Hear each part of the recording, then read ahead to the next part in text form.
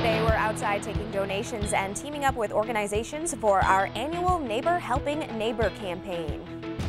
And we'll have the latest on what police say is a suspicious death in the town of Eastport. The morning report starts now.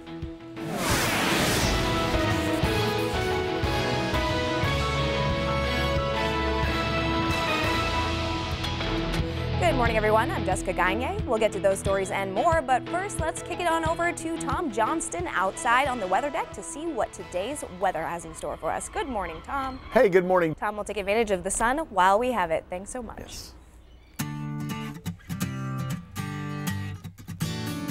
News Center's annual Neighbor Helping Neighbor campaign is today, and we're teaming up with the Good Shepherd Food Bank, the Salvation Army, and Goodwill to help those in need.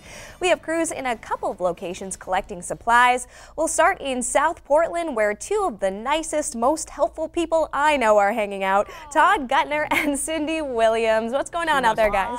She must want something. Now I gotta be nice. I mean, come on. She obviously wants something. We're gonna have to bring back some like donuts or something at some point, right? That's what she's after. No. Oh boy. We are out here at the main mall in South Portland. Just to give you a little bit of idea, Panera is that way, Hannaford is that way. So that quarter of the parking lot, because it is a little large and very empty and at can be this hour, confusing over here. Yeah, this is Gorham Road. And look, there's not much here except a bunch of parking spots that are empty. So few seagulls. Yeah, and some seagulls too. Yeah, we have a few seagull friends swooping around up there. But we're expecting a big turnout today. We sure are. The good folks in the greater Portland area always come out strong and, you know, help friends, That's help right. neighbors. That's right. And it'll be full of trucks too. Goodwill brings some Yep. trucks, Salvation Army, the Good Shepherd Food Bank will all be here. You don't even have to get out of your car. It's kind of awesome. It's drive-through, drop-off. Yep, it's awesome. It's pretty simple. And of course, we're looking for the typical items that we do for most of the year. You know, the clothing that's lightly used or brand new, right. Non-perishable foods, and you know, all kinds of stuff like that. Some of the non-essential things that, or the essential things that folks don't necessarily get into their budget. You know, like diapers and cleaning supplies, things like that. Just makes their lives a little easier. Yeah, we're trying to do that. And if other people are like me, I have this giant basket going all the time that's going to Goodwill or Salvation Army. Yep. And you know, if you really want to purge today, clean out Today's your the day. cupboards, bring the basket, drop it off on your way through the main mall parking lot. Good plan, good plan. So we're gonna toss back to Jess now, and we're gonna start getting set up here as folks start to arrive throughout the morning. We'll pass along some more information and hopefully have some good interviews for you too. I'm sure we will. Back to you, Jess, and we will bring you donuts. I'm looking forward to those donuts. Thanks so much, Todd and Cindy. State police are investigating the death of an elderly man found in his home in Eastport. They aren't releasing his name yet, but they hope to release more details today. Officers found the body late Thursday night when they went into the home for a welfare check, and they say the death appears to be suspicious. The state medical examiner's office will determine how the man died after an autopsy. Detectives not only spent the day at the home on Clark Street, but also another home in Eastport. They did not say if the searches were connected.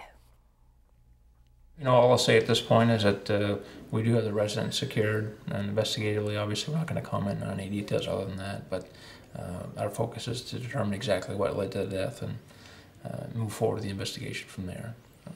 Police say people in Eastport are not in any immediate danger. A man accused of kidnapping and raping a teenager in Freiburg made his first court appearance in the Oxford County Courthouse.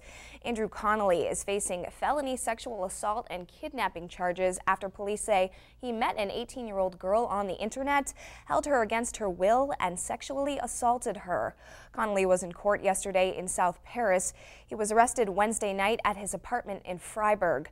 Police say he met the girl on an online dating website. The victim, a homeless teenager, told police she willingly went to Connolly's apartment. She claims he started to threaten to hurt her if she tried to leave and then sexually assaulted her.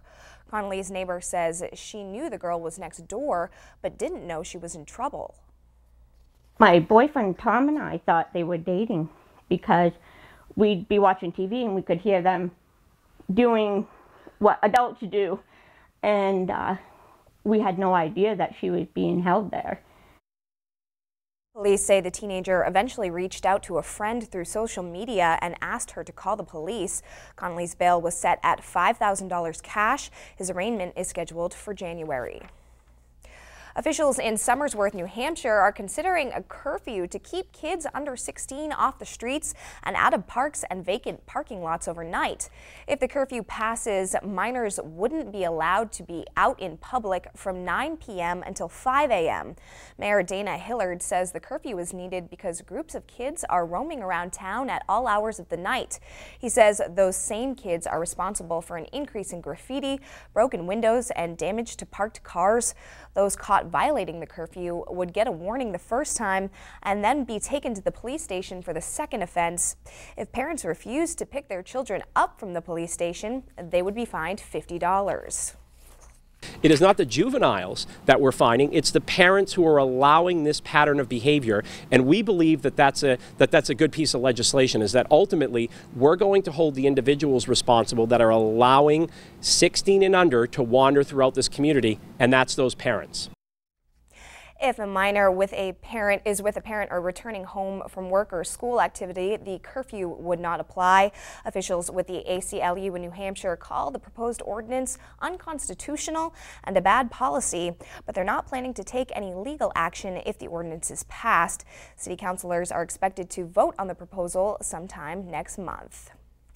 It's 6:08. Tom Johnston has a look at your full forecast coming up after the break. Stay with us. Well, speaking of that, News Center's annual Neighbor Helping Neighbor campaign is today. We're teaming up with the Good Shepherd Food Bank, the Salvation Army, and Goodwill to help those in need. And we have crews in a couple of locations collecting supplies. Earlier, we talked to Todd and Cindy in South Portland, and now we're going to head out to Bangor to talk to two people that I miss dearly, and I wish I would see more often, Chris Vicini and Katie Bavoso. Good morning, guys. How's it going out in Bangor? We miss you too, Jess. Good morning to you. You sound great, though. We know you're doing an excellent job. Well, we're here at the Bangor Mall for Neighbor Helping Neighbor, as Jess was just saying, and this is actually my first year. So Chris Vicini is the man to tell me exactly what I can expect this year. It's certainly a lot of fun, and you know, Tom said he was delivering great weather.